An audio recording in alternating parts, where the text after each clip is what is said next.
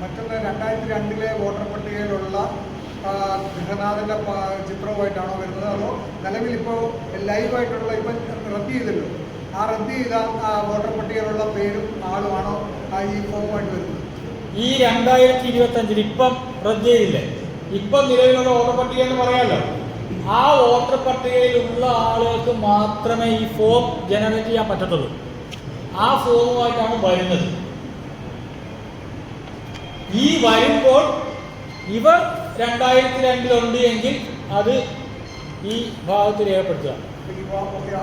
ഒരു 5 പേരുണ്ട് ഒരു വീട്ടിലെങ്കിൽ 5 പേർക്കും ഫോം ഉണ്ടോ, ഒറ്റ ഫോം മാത്രമേ ഉള്ളൂ? അതാണ് പറയുന്നത്, ഓരോ വോട്ടർക്കും ഫോട്ടോ ഉൾപ്പെടെയുള്ള ഫോമുണ്ട്.